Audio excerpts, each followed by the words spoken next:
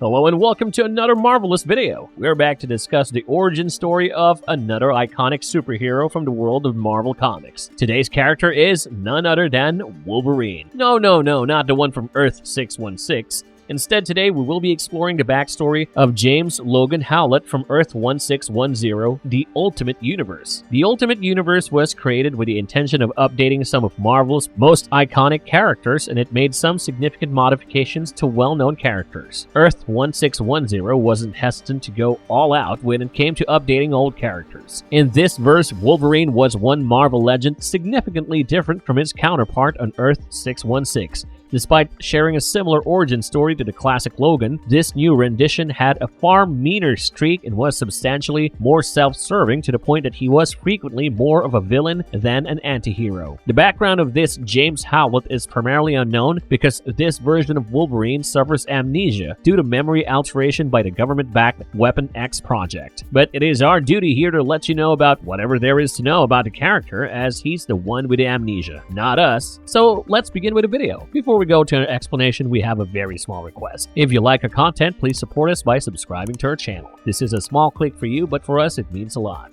Thank you, and let's begin.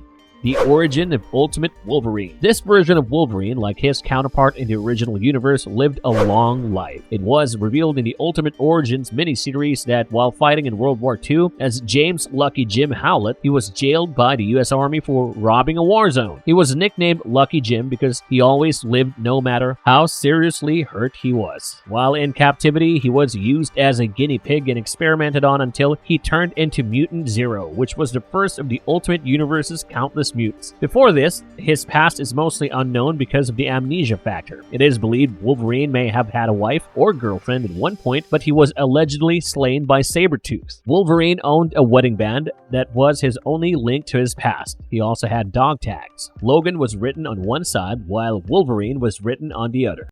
Weapon X program and joining the X-Men. After years of evading capture and being abducted by numerous factions, James was ultimately kidnapped and enlisted by the Weapon X program, where his memory was erased and adamantium was grafted to his bones. For years, James was tormented, dehumanized, and treated a little more than an animal while working for Weapon X. During the Gulf War, Wolverine was ambushed while on patrol in the desert and ejected from his cage. He murdered his opponent and found Nick Fury, the sole other survivor who was hurt, and Logan carried him back to the base, only to be shot and imprisoned again. After escaping the program's control with the aid of Nick Fury, James worked as an assassin for Magneto and his Brotherhood of Mutant Supremacy for over 2 years. During this period, James first came across the X-Men, as seen in the pages of Ultimate X-Men. Magneto sends Logan to join his rival's school and team in the hopes of murdering Charles and undermining the squad from the inside. During his expedition, he lures a 19-year-old Jean Grey in order to solidify his position on the team. On the other hand, Wolverine accidentally fell in love with Jean and was saddened when she left him after discovering his Brotherhood link.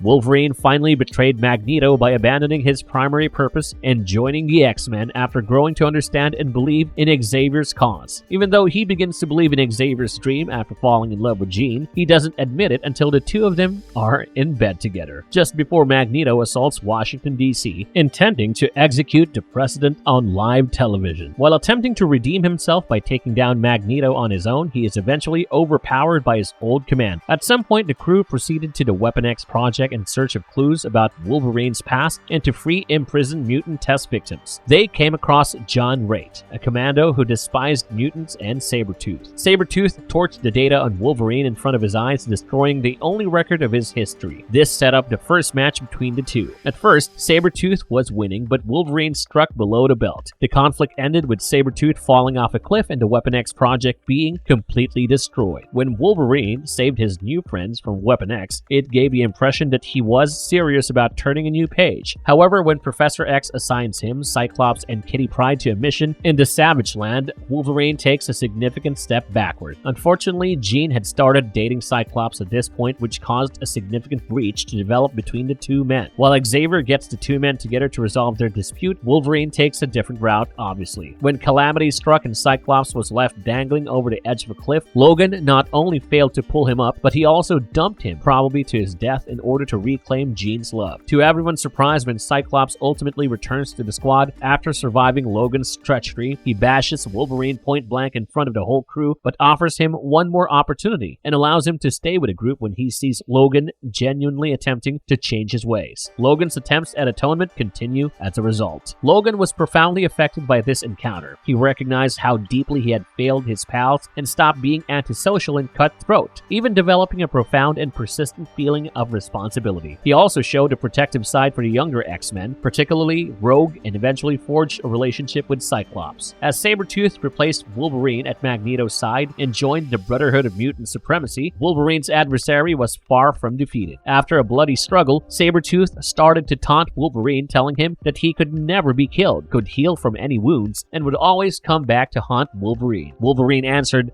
by slaying Sabretooth right then and there. Later, Wolverine started a tepid romance with Storm, which he shortly terminated. On a subsequent date, the pair was assaulted by a resurrected Sabretooth. Wolverine missed cutting a few tiny threads, which allowed Sabretooth to survive, but he was paralyzed for several months. He briefly fought Wolverine in combat, but Storm ended up breaking them apart, allowing Sabretooth to kidnap her. In addition to claiming that he wasn't there to fight, Sabretooth stated that some of his earliest memories have started to surface since his resurrection. Additionally, he had developed the ability to identify which memories were false. Aside from that, he said that Wolverine was his biological father. Now that escalated into a bizarre place very quickly, right? Thankfully, this claim was never verified.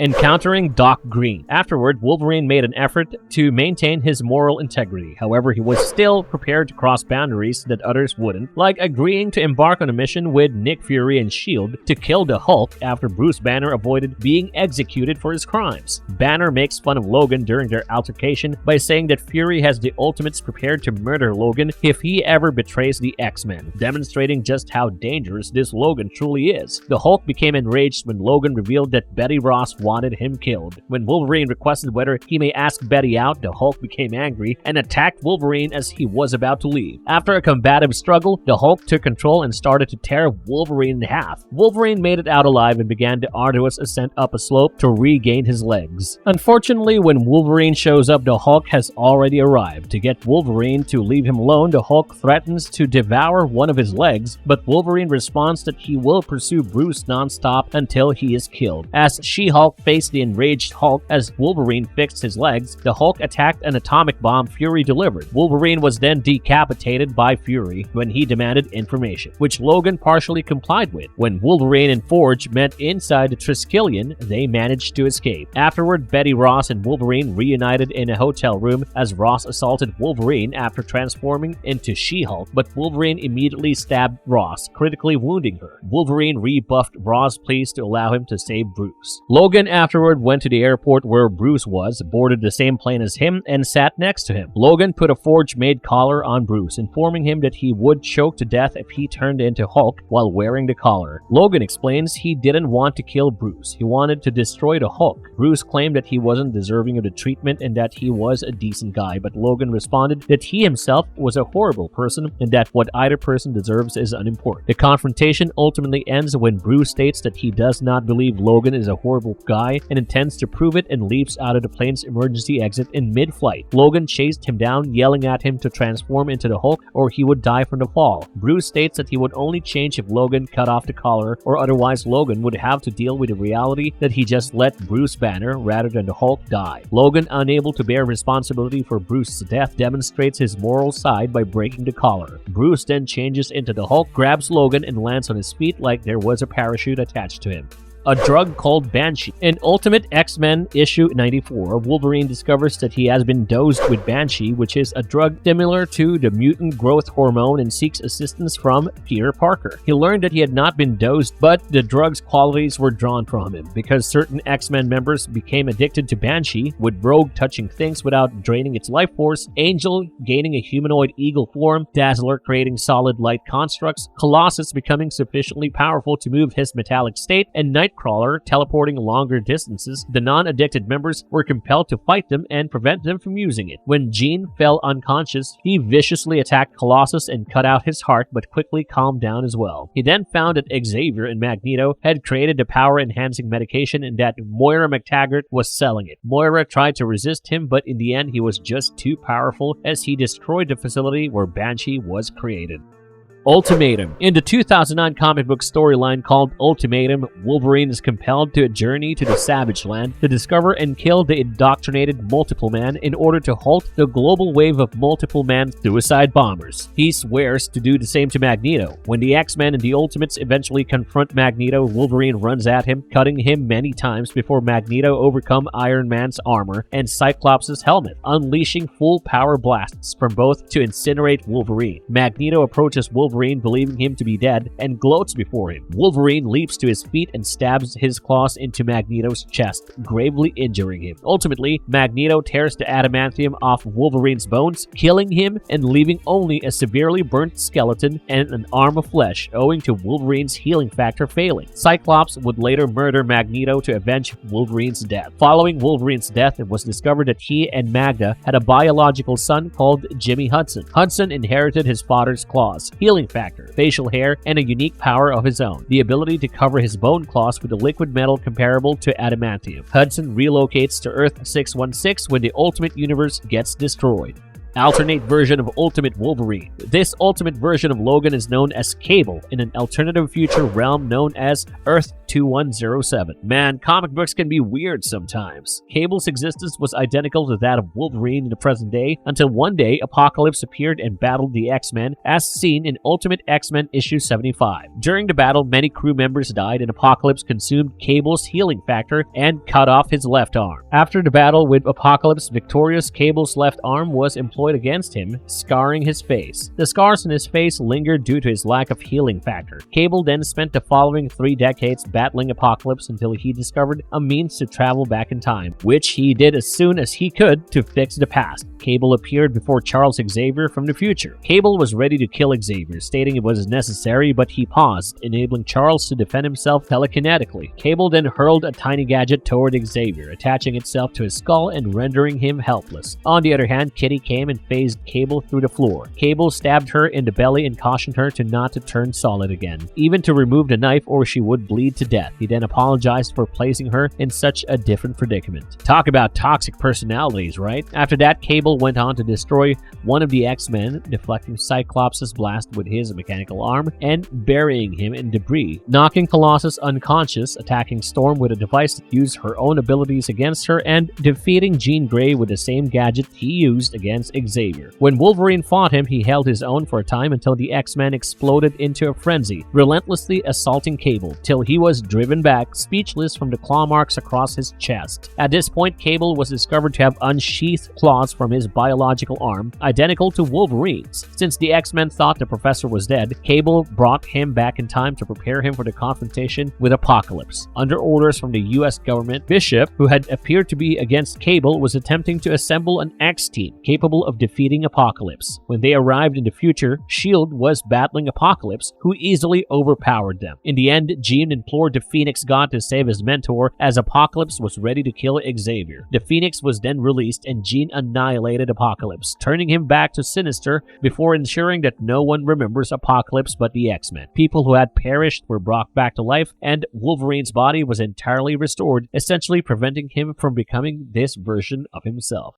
What makes Ultimate Wolverine so powerful? Like his Earth 616 brother, Wolverine possesses a healing factor that lets him recover swiftly from wounds. His healing characteristic allows him to survive without the use of his limbs or even his skull. However, it was ultimately unable to save him from being incinerated by Magneto, who ripped the adamantium from his body. Wolverine's mutant power in the Ultimate Universe has been defined as the capacity to survive instead of merely heal. It is widely assumed that Wolverine's death in Ultimatum violated continuity, considering he had previously survived being torn in two, mutilation, and even a goddamn nuclear explosion. Apart from this, he has the usual doses of superhuman strength, reflex, agility, durability, etc. But he also has one more skill up his sleeve, which is enhanced senses. Wolverine has superhumanly sensitive senses akin to those of certain animals. He has the ability to see well at considerably larger distances than the average person, even in near total darkness. He maintains this degree of lucidity. His hearing is also heightened, allowing him to notice sounds that normal humans cannot, even large distances. His sense of smell has evolved to the point that he can discern minor chemical changes in things believed to have the same aroma, such as various deodorant brands. He can recall the odors of people he has met, even if he hasn't sensed their fragrance in years. And of course, he has his iconic retractable adamantium claws and adamantium skeleton. He is also a walking, talking polygraph machine, as he can sense when someone is lying. Not bad for a mutant who doesn't have psychic powers.